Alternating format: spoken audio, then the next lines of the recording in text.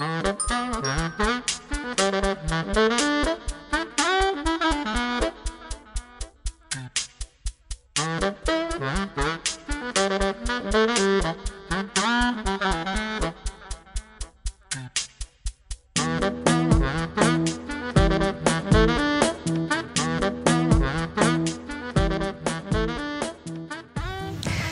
à tous. Pascal Horry, la Maison des Sciences de l'Homme-Alpes est très heureuse de vous accueillir aujourd'hui pour cette conférence. Alors vous êtes professeur émérite d'histoire contemporaine à Paris 1, Panthéon-Sorbonne, et votre domaine est, si on essaie de résumer l'énorme masse de sujets que vous couvrez, l'histoire sociale et culturelle, si je ne... Voilà, le chapeau est vaste quand même. Mais vous êtes aussi critique gastronomique, cinéphile, critique de bande dessinée. J'en passe parce qu'on y passerait vraiment presque l'heure. Et vous êtes aussi régent du collège de pataphysique, et dont un des mottos est de ne rien prendre au sérieux. Même pas les bêtes. Voilà, c'est le petit détail pataphysique. Voilà, vous avez une petite bête qui... Elle est encore par là.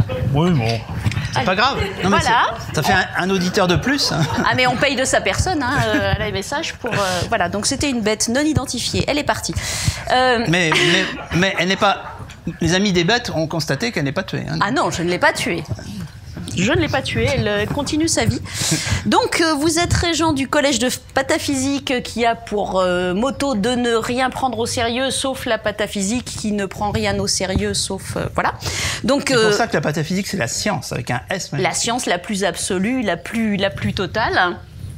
Et déjà, rien que ça aurait suffi à éveiller notre curiosité. Mais voilà, le titre de votre conférence d'aujourd'hui, « Sommes-nous tous et toutes les enfants de la Révolution de 1975 ?» ne pouvait que nous éveiller encore plus. On s'est dit, tiens, une révolution qu'on a ratée ou qu'on n'a pas bien évaluée. Ah, qu'on a raté, oui, c'est le mot.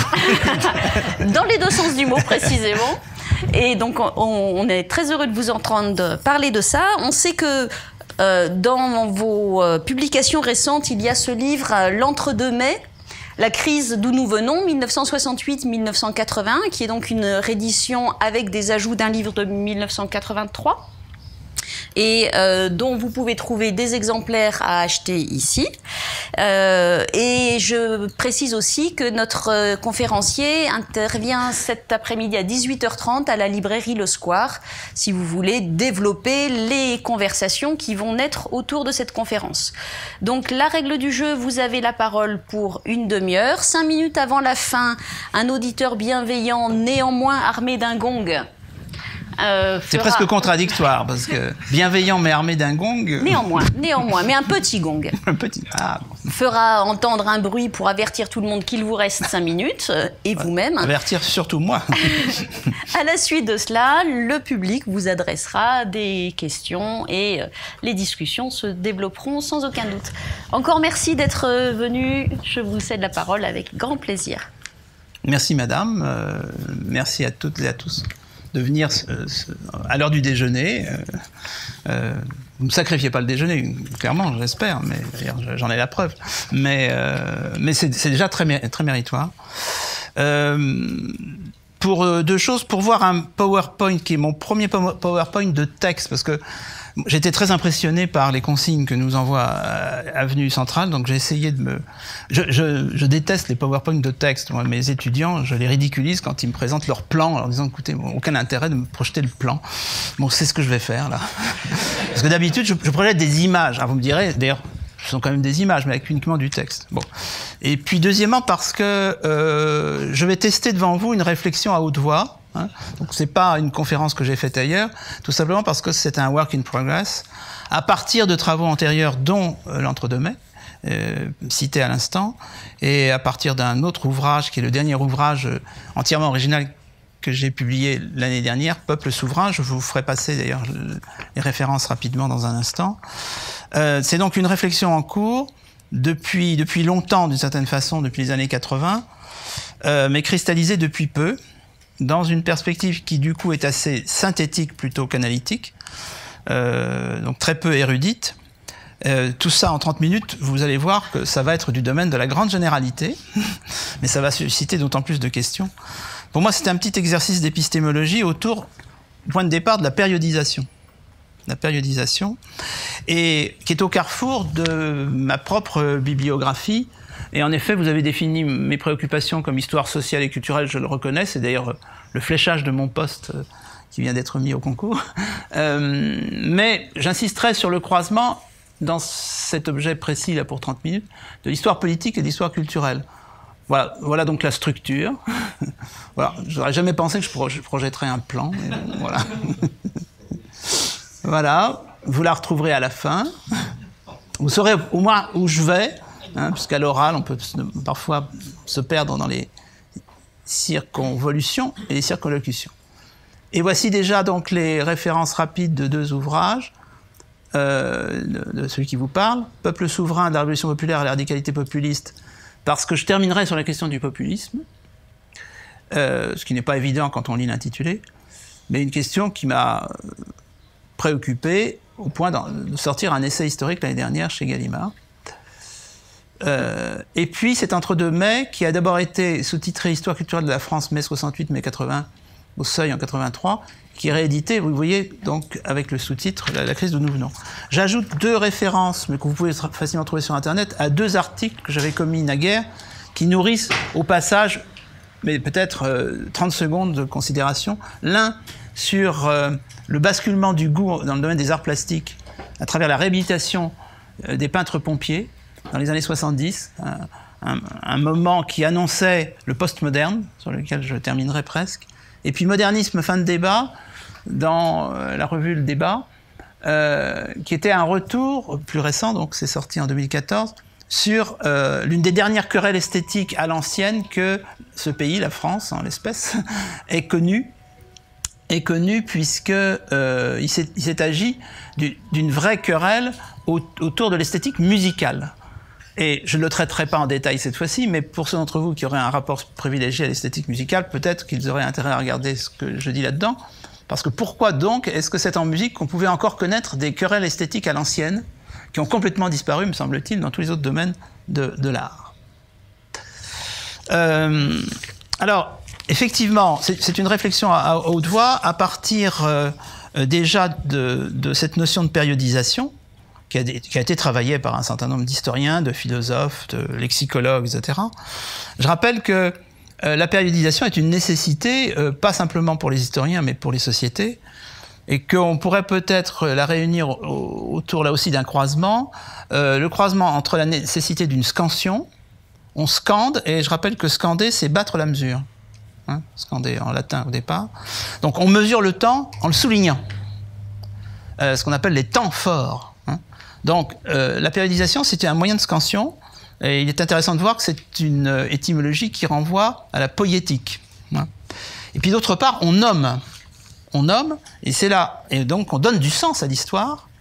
Je répète, ça concerne les historiens et les non-historiens, chacun d'entre nous, de toute façon, parce que l'on appelle de plus en plus, et en particulier depuis un numéro à thème que je vous signale au passage de l'intéressante revue MOTS, M-O-T-S, revue de lexicologie pour simplifier, le numéro 87 paru en 2008, le terme de chrononyme, que certains d'entre vous connaissent peut-être déjà. Le chrononyme, le numéro donc à thème de cette revue s'intitulait Chrononyme au pluriel, la politisation du temps. Comme je l'indiquerai, la politisation du temps certes, mais sans doute pas que la politisation. Et du coup, un certain nombre d'historiens français en particulier, mais je crois que les Français sont un peu pionniers, ça dit beaucoup de choses sans doute sur la culture française, mais je ne vais pas multiplier les incises, parce que le gong arrivera trop vite. Un certain nombre d'historiens français se sont préoccupés de ces chrononymes, en particulier Dominique Khalifa, que certains d'entre vous doivent connaître, et auquel mon collègue ici, exerçant ses talents, Sylvain Venner, est très, très lié. Cette question des chrononymes va faire l'objet d'une publication collective dans laquelle Dominique Khalifa m'a demandé de revenir sur la notion de 30 glorieuses. Ça tombe bien pour ce midi, puisque, effectivement, ce que je peux dire sur la Révolution de 1975, c'est qu'elle n'a de sens que parce qu'il y a un chrononyme précoce qui s'est appelé les 30 glorieuses. Et ce chrononyme précoce Il est dû d'ailleurs à une personne en particulier, un observateur social. Faut-il l'appeler économiste? On peut discuter, oui, mais pas que, et pas complètement. Faut-il l'appeler sociologue? Oui, mais pas que, mais pas complètement, qui s'appelle Jean Fourastier. Bon, je n'apprends sans doute rien à personne, en disant que c'est lui qui a forgé la notion de Trente Glorieuses, dans un ouvrage qui est paru en 1979, et ce sera intéressant de revenir sur l'année 79 vers la fin de mon exposé, parce que le titre de l'ouvrage de Fourastier, que certains d'entre vous ont sans doute lu, s'appelle donc Les Trente Glorieuses, ou La Révolution Invisible. Alors, je ne reviendrai pas sur la glose sur Révolution Invisible, c'est très connoté, de 1946 à 1975. Donc en 79, Jean Fourastier pose déjà avec le recul le fait que quelque chose s'est clos quelques années avant. Et c'est assez intéressant parce que Jean Fourastier n'est pas qu'un observateur de cette clôture, il a été un acteur important des Trente Glorieuses. On pourrait dire que les Trente Glorieuses, ça a été inventé pour Jean Fourastier. C'est vraiment l'homme qui a accompagné, théorisé, sans les avoir encore nommées, les Trente Glorieuses dont il ne savait pas qu'elles allaient durer 30 ans, bien sûr, par définition. Alors, je rappelle que Trente Glorieuses, ça il faut peut-être le dire aux jeunes générations qui sont nombreuses ici, que Trente Glorieuses, ça fait référence aux trois Glorieuses de la Révolution française, Révolution déjà, de 1830. Ça, il faut à chaque fois que je parle des Trente Glorieuses à mes étudiants, il faut que je leur précise ça, parce que alors là, les Trente Glorieuses, ils ont un peu entendu parler, c'est même dans les manuels scolaires, mais alors les Trois Glorieuses, tout ça a disparu, justement, dans les ténèbres de l'histoire. Alors, je ne reviens pas sur la thèse de Fourastier, mais sur le fait qu'il y aurait, en effet, un cycle trentenaire qui aurait du sens, et c'est de ça que je suis parti pour confirmer, de mon point de vue, qui fait intervenir l'histoire politique et l'histoire culturelle, sans oublier quand même l'histoire économique, bien sûr, mais Fourastier a fait son travail de ce côté-là. Je confirme qu'on peut défendre l'idée qu'il y a une périodisation qui engloberait cette trentaine d'années. Je ne vais pas revenir sur l'année 45, hein, je la traiterai dans le texte de l'ouvrage collectif dirigé par Dominique Khalifa, sur le terminus aquo, hein, comme on disait. Moi, je m'intéresse au terminus atquem, cette année 75, ou plutôt ce milieu d'année 70, évidemment. On a compris que on peut le prendre au pied de la lettre, on verra sur certains plans. Pour le reste, il s'agit de dire qu'il s'est passé quelque chose de fondamental dans les sociétés. Alors on pourra dans les discussions, parce que là c'est peut-être quelque chose sur quoi je ne m'éterniserai pas, s'agit-il seulement des sociétés occidentales?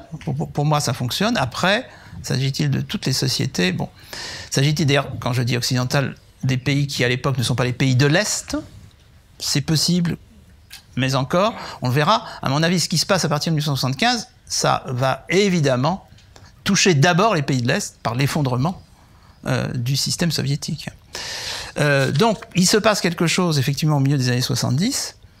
Et ce qui me paraît intéressant, et c'est ce que j'appelle le premier sens de l'histoire, qu'on pourrait écrire avec un grand H, ou une grande H, comme disait Georges Perec, vous savez, l'histoire avec sa grande H.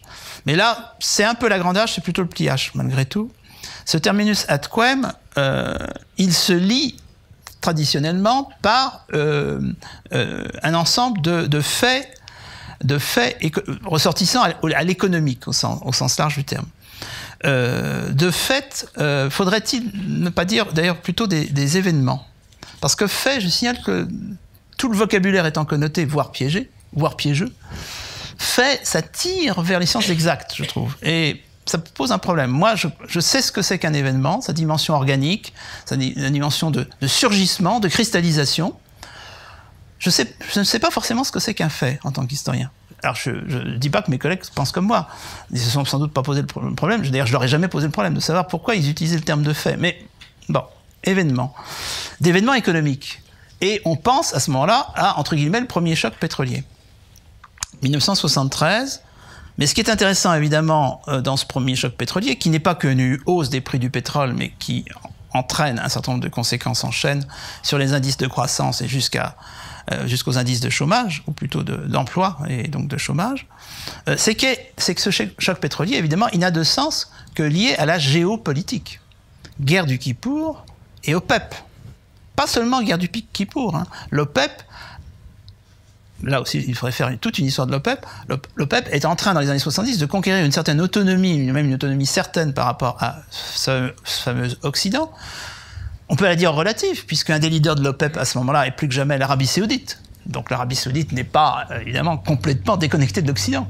Je rappelle que l'Arabie saoudite est ce régime fondamentaliste assez extraordinaire, qui est peut-être le seul régime qui ne fonctionne pas, encore aujourd'hui, sur l'hypothèse de la souveraineté populaire. Enfin, on pourrait discuter. Donc c'est quelque chose de très spécifique. Donc c'est apparemment un régime traditionnaliste, en réalité absolument moderne, puisqu'il date des années 30.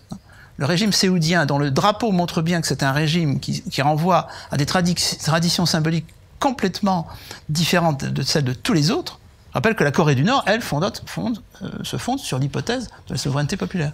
Dans le cas de l'Arabie saoudite, c'est plus complexe quand on regarde la Constitution. L'Iran, par exemple, l'Iran d'aujourd'hui se fonde sur la souveraineté populaire. Complètement. Si vous lisez le préambule de la Constitution iranienne, c'est tout à fait clair. Non, l'Arabie saoudite, non. Mais en même temps, évidemment, on voit bien que la géopolitique de l'Arabie saoudite n'est pas complètement indépendante de celle de l'Occident. Donc, choc pétrolier si on veut, mais qui renvoie à quelque chose qui a essentiellement un sens politique. Et ce qui a un sens politique aussi, c'est l'interprétation qu'on pouvait en faire à l'époque de crise du capitalisme. C'était pas la première fois, c'était pas la dernière, mais là aussi, de crise du capitalisme, mais aussi de cristallisation sur le conflit israélo-palestinien. À un moment, les années 70, où émerge ce nouvel acteur qu'est le mouvement palestinien. Parce que le mouvement palestinien, au fond, n'a vraiment émergé qu'à la fin des années 60, au début des années 70, si vous regardez finement là. Avant, bon, pour diverses raisons, il est complètement sous tutelle. Hein, il le reste en partie, mais... Donc, en réalité, moi, ce qui m'intéresse dans la fameuse crise du pétrole, c'est ce qui n'est pas directement le pétrole. Le pétrole, c'est un effet, c'est peut-être un nom. Hein. De quoi le pétrole est-il le nom? Bon. Et effectivement, à partir de ce moment-là, on est amené aussi à se dire que le basculement de milieu des années 70 ne concerne pas que cet espace moyen-oriental, il concerne aussi, parce que la clôture, là vous avez une sorte de début, et en même temps de clôture. Et la clôture, qui va être quand même un début, mais qui est d'abord une clôture, c'est l'Asie du Sud-Est. Car au même moment, milieu des années 70, se clôt un cycle historique fondamental, qui est celui de la guerre du Vietnam et des conflits qu'elle a entraînés périphériquement parlant. N'oublions pas que cette guerre du Vietnam est structurante pour la mobilisation des avant-gardes politiques des années 60 finissantes. Hein. Mai 68 en France, qui n'est que la partie française de cette affaire presque, je ne dis pas secondaire, mais enfin il ne faut pas survaloriser mai 68 par rapport à d'autres mouvements d'avant-garde politique, c'est complètement adossé à la lutte anti-impérialiste contre la guerre du Vietnam. Bon, je prends tous les guillemets que vous voulez. Or, le milieu des années 70, ce sont les accords de Paris en 73, et c'est surtout la chute de Saïgon en 75, 30 avril. Et quelques jours avant, 15 jours avant, la chute de Phnom Penh. Donc le 75, c'est ça, c'est la fin d'un cycle, et les différents observateurs peuvent être d'accord sur la fin d'un cycle, mais quel sens on donne à la fin du cycle? C'est le sens qui compte. Hein. Justement, c'est ce que proposent les chrononymes aussi. Le sens progressiste, je vais utiliser ce terme, faute de mieux, mais je trouve qu'il est assez pertinent, parce qu'on verra qu'il peut permettre des sortes de jeux de mots. Le sens progressiste, il est confirmé pour beaucoup d'observateurs de l'époque, qui sont souvent des acteurs politiques par ailleurs, mais pas nécessairement, par le fait que c'est également dans ces années-là, 74-75, que tombe un brelan. Hein, brelan, c'est bien 3 hein, pour les joueurs de poker ou d'autres. Le brelan des 3 régimes autoritaires de droite qui tombent, chacun à leur façon d'ailleurs. Le Portugal, la révolution des œillets, 74, avril 74. Ça, c'est une révolution. Une révolution de palais, la chute des colonels grecs, c'est juillet 74. Et puis une fin de règne, la mort de Franco, novembre 75. Et là, effectivement, ça a du sens. Vous comprenez bien, politiquement, on voit dans quel sens va l'histoire. Hein, réunification sous tutelle communiste du Vietnam, disparition des... Alors, pour Franco, ça me demandera quelque temps, comme on le sait, mais bon, voilà. Donc, voilà, l'histoire a un sens. Hein, un sens progressiste de gauche. Bon. Et puis, il y a l'autre révolution, qui n'est pas celle qu'on croyait. Parce que, avec ou sans fin de la croissance, parce qu'on ne va pas décliner le fait que les 30 Glorieuses, ça ne fonctionne pas pour le Japon, par exemple.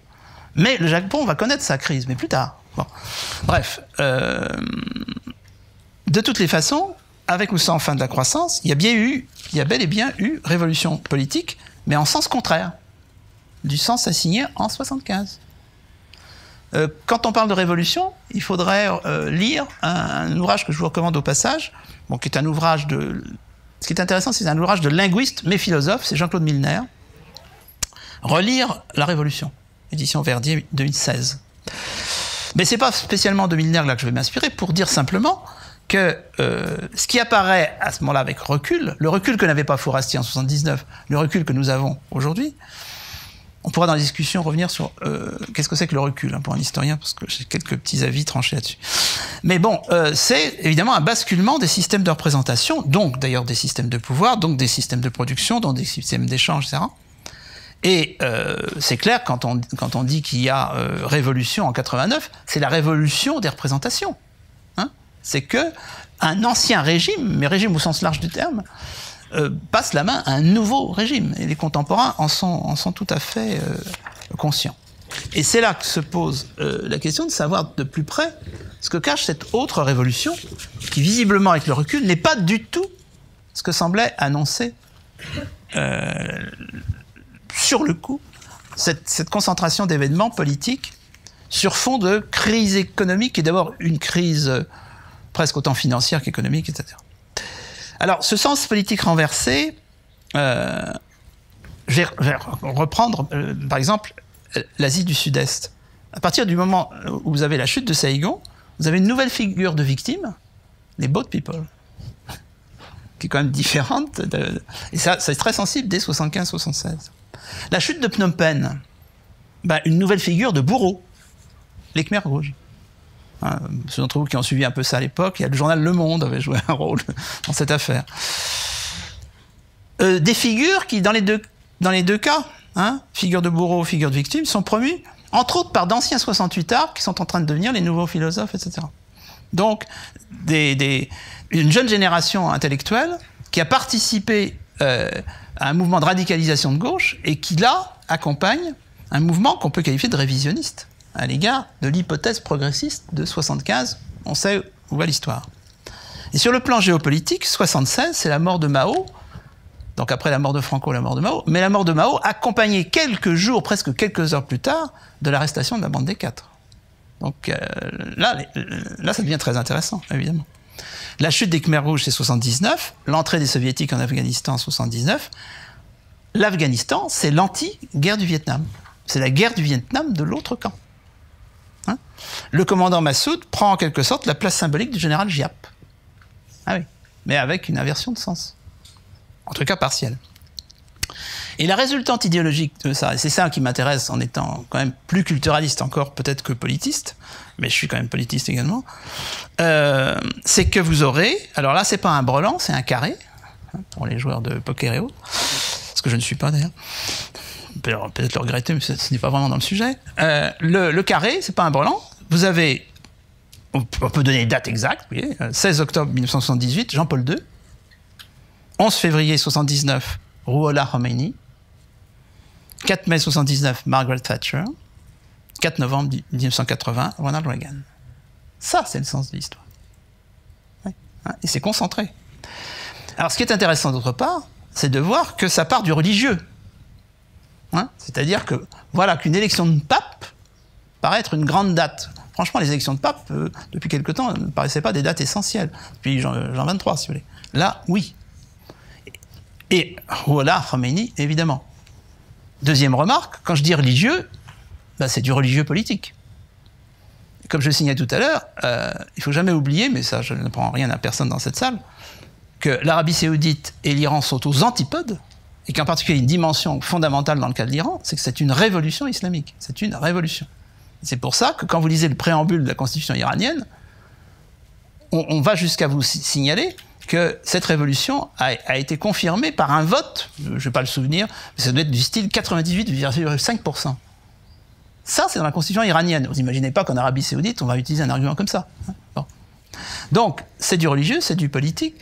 Et les frères musulmans, je rappelle que paradoxalement, les frères musulmans sunnites sont en partie à l'origine, paradoxalement, de ce qui se passe du côté des chiites ensuite, sont clairement des militants politiques qui, dans l'entre-deux-guerres, ont absorbé une partie de la leçon de la gauche radicale, et en particulier de la gauche communiste. Parce qu'on ne sait pas toujours. Au passage, dernière remarque sur ce carré-là, hein, Jean-Paul II, Khomeini, Thatcher, Reagan, la France de l'élection de 80 est contre-cyclique. Comme la France de l'année dernière. Enfin, mon avis. Hein. Alors, j'en tire pas de conclusion ni positive ni négative, je signale. Hein. L'élection de l'année dernière est contre-cyclique par rapport à la vague populiste, même s'il y a une dimension dégagiste dans l'élection d'Emmanuel Macron, mais quand même. Donc c'est intéressant de voir qu'il y a des pays qui sont contre-cycliques. Ça ne veut pas dire qu'ils peuvent très longtemps aller contre le cycle, hein, mais ça c'est une autre affaire. D'autre part, tout ça est confirmé par le mouvement culturel. Ça, on rejoint l'entre-deux-mai, première version, deuxième version. Dans la première version de l'entre-deux-mai 1983, j'avais le nez sur le guidon, mais en même temps, les 3 derniers chapitres de la version 83, dont j'ai conservé la structure, consistaient à dire, mais il y a quelque chose qui est en train de s'effondrer là, à la fin des années 70. Alors, je n'entre pas dans le détail, mais bon, les symboles pouvant être les morts parfois tragiques, parfois symboliques. Hein. Dans le cas d'Althusser, c'est symbolique. Dans le cas de Jean-Paul Sartre, c'est une mort. Voilà. Donc, il y a des choses qui se terminent à la fin des années 70. Mais puisque je viens de citer Jean-Paul Sartre, quand même, imaginez, en juin 79, la démarche commune, Jean-Paul Sartre, Raymond Aron, auprès de Valéry Giscard d'Estaing, pour plaider la cause des boat people. Quand même. Bon. Et au-delà, effectivement, un effritement du paradigme progressiste. En termes politiques, progressisme politique, la tradition avant-gardiste de l'axe Blanqui-Lénine, poursuivie par les nouvelles extrêmes gauches des années 60-70, trotskisme, etc., effritement de ce paradigme-là, clairement. C'est tout le sens de l'évolution de ces avant-gardes politiques dans les années 70, dans un pays comme la France, dans d'autres pays, hein, en Italie, etc. Et je n'interviens pas sur le débat sur le terrorisme aussi. Effritement du paradigme progressiste en termes culturels, proprement dit, avec la mise en crise de la notion d'avant-garde. Pour ceux que ça intéresse, mais peut-être qu'il y a des, entre guillemets, littéraires parmi vous ce midi, on peut toujours renvoyer au texte, au pluriel prodigieux, de Charles Baudelaire sur la métaphore d'avant-garde. La façon dont il est extrêmement ironique, c'est le moins qu'on puisse dire, à l'égard de ces écrivains qui se présentent déjà sous le Second Empire, hein, comme des révolutionnaires et des gens de l'avant-garde. Hein. Et Baudelaire a bien perçu l'ambiguïté de la métaphore militaire, parce que je rappelle qu'avant-garde, c'est une métaphore entièrement militaire. Hein. Bref. Cet effritement du paradigme progressiste va se trouver combiné avec l'effritement d'un paradigme qui accompagnait la notion d'avant-garde, et qui m'a toujours frappé, qui a été un peu travaillé, mais pas tellement, je trouve, le paradigme scientifique dans le domaine de l'art. C'est-à-dire que ces 30 glorieuses se sont traduites en particulier par une capacité renouvelée, jusqu'au milieu des années 70, d'une partie de l'avant-garde artistique, voire intellectuelle, mais c'est plus compréhensible pour l'intellectuel, donc c'est intéressant, c'est que c'est l'avant-garde artistique aussi, d'absorber le discours scientifique en disant « mais nous faisons de la recherche, nous faisons un art de recherche ». J'avais été très frappé à l'époque quand un grand metteur en scène de théâtre polonais, Grotowski, Jerzy Grotowski est arrivé en France dans les années 70, a pu être mieux connu des Français. Son théâtre, qui s'appelait le Théâtre Laboratoire, était rattaché à l'Académie des sciences de Pologne. Et il l'avait voulu, hein. Ça veut dire pour vous qu'il y a quelques débats. Hein. Donc un théâtre laboratoire rattaché à l'Académie des sciences. Donc ça renvoie à bien d'autres choses. Et face à ça, on pourrait parler des recherches musicales aussi, hein, qui vont donner l'IRCAM, par exemple. Bon. Et face à ça, évidemment, l'émergence, au sein de ce mouvement culturel des années 70, d'une hypothèse qui va avoir un nom, toujours la dénomination, l'hypothèse post-moderne, qui évidemment est un coup de génie. Hein, comment être plus moderne que moderne en étant post-moderne? Et le post-moderne, c'est une avant-garde révisionniste, d'une certaine façon. Hein, bah oui. Et alors, ce qui est très intéressant, c'est... Oh mince, voilà. Ce qui est très intéressant, c'est que ça passe sur le terrain de l'architecture. Bon, bah, je ne citerai pas les textes, on y reviendra. Bon. Et quel est le symbole postmoderne de tout ça? C'est Las Vegas. Hein, à savoir que l'avenir, ce serait peut-être pas Le Corbusier, mais Las Vegas. C'est Robert Venturi, Charles James. Bon. Avec du coup Jean-François Lyotard qui va théoriser la condition postmoderne. Et on pourrait décliner effectivement le révisionnisme dans tous les domaines de la culture, ce que je ne ferai pas. troisième point, alors en 3 minutes et demie. D'ailleurs, je voulais, oui, la fin quand même, c'était le retour sur le terminus ad quem, c'est-à-dire que à partir de ce moment-là, il est évident que ce milieu des années 70 est à considérer avec souplesse, et qu'en particulier, je maintiens que le milieu des années 70 a du sens autour de 75, mais j'accepte qu'évidemment, on puisse considérer que l'ensemble des traductions institutionnelles visibles, sensibles, violentes d'ailleurs, mettent évidemment à peu près une demi-décennie à s'installer, d'où effectivement le fait que 79, pourquoi pas. Alors reste à s'interroger sur le pourquoi de tout ça, donc l'interprétation qu'on pourrait avancer. La guerre n'est pas une réponse, ça consiste pour moi à dire, je peux pas, c'est pas que c'est pas je qui compte, on ne peut pas se contenter de dire la guerre du Kippour entraîne le choc pétrolier qui entraîne une crise économique. Bon. Parce qu'on voit bien qu'il y a interférence. D'autre part, maintenant, on sait bien que l'ébranlement économique a commencé avant la guerre du Kippour. Mais il y a une autre guerre, et ça, c'est une thématique intéressante, mais qui, à mon avis, aussi est discutable, c'est la guerre des étoiles.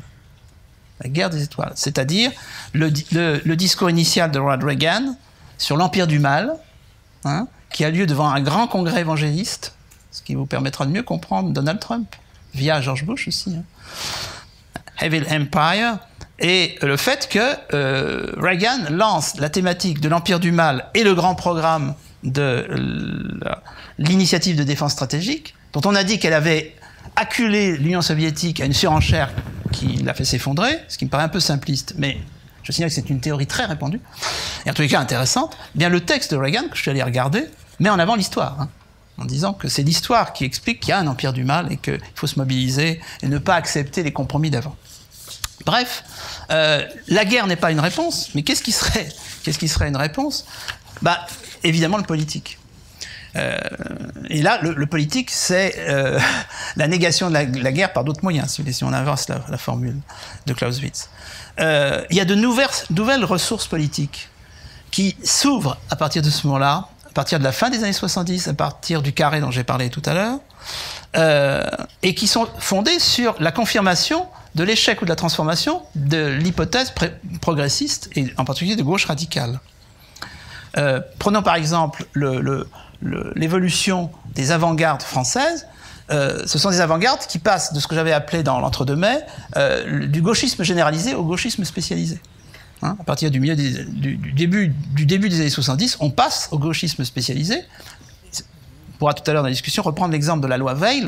La loi Veil, c'est obtenir par des moyens gauchistes quelque chose d'assez réformiste. Et évidemment, c'est pas le grand soir.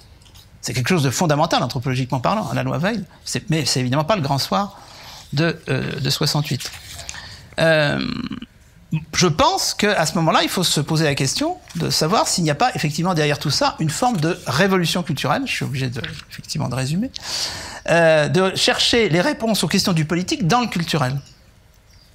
On peut s'interroger d'ailleurs sur la querelle autour de retour du ou retour à. Hein. Retour du religieux ou retour à. Sans doute un peu des deux, mais d'abord un retour du. À mon avis, un retour du plus qu'un retour à. Et le cas de l'Iran serait très significatif, puisque la victoire de Khomeini se fait contre deux modernités.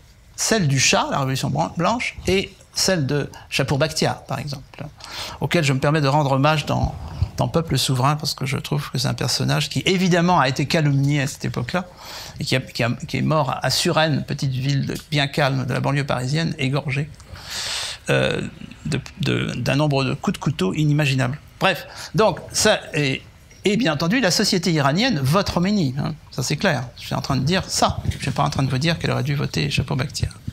Et puis, dans un deuxième temps, grosso modo une génération après, et je termine bientôt, c'est que la ressource politique va être successivement le libéralisme sous le coup de la chute du mur, qui est évidemment dans le prolongement de tout ce qui précède, Afghanistan et avec ou sans la guerre des étoiles, donc le libéralisme.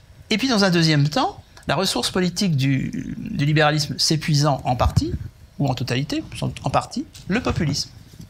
Donc deux ressources politiques qui n'ont rien à voir avec les 30 Glorieuses. Les 30 Glorieuses sont une manière de maintenir le libéralisme en lisière, on en discutait tout à l'heure, et certainement pas de donner une nouvelle chance au populisme. Le populisme a eu sa chance dans l'entre-deux-guerres. Et vers 1945, le populisme est à son nadir, il n'est pas vraiment à son zénith.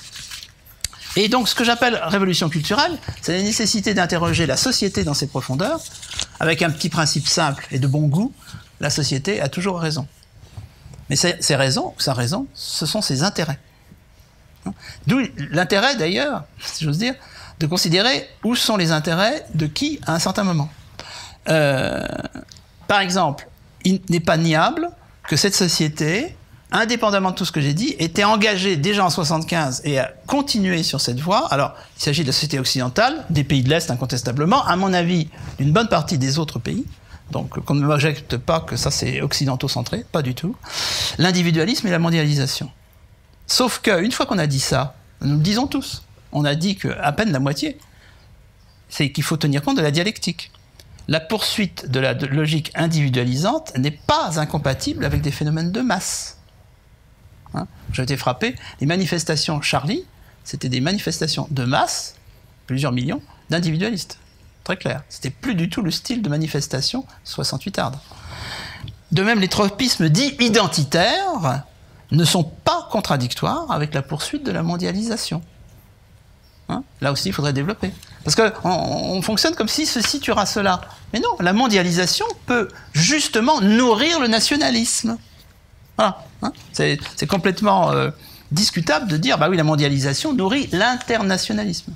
Ce qu'il s'agit là, et je vais terminer là-dessus, de construction. Et c'est en effet au niveau politique qu'il faut interroger ces constructions. Les sociétés construisent, donc je reprends simplement le plan, elles construisent des solutions incessantes à des problèmes qu'elles se posent. Et pas aux problèmes qu'elles se posaient dans le passé.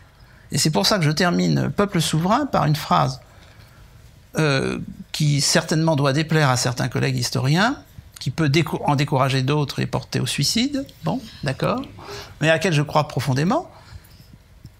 On enseigne l'histoire, mais l'histoire n'enseigne rien. Car les sociétés sont toujours dans le présent.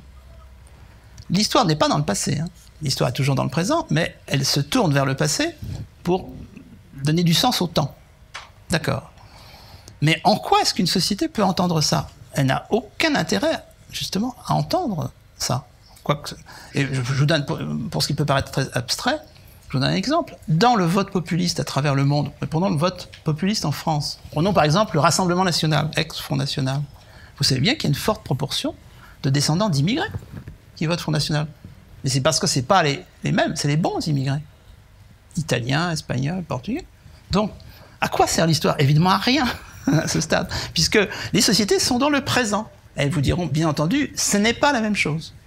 Donc les historiens passeront leur temps à dire c'est peut-être un peu récurrent, mais nous prêchons dans le désert, ce qui d'ailleurs ne me désespère pas. Merci.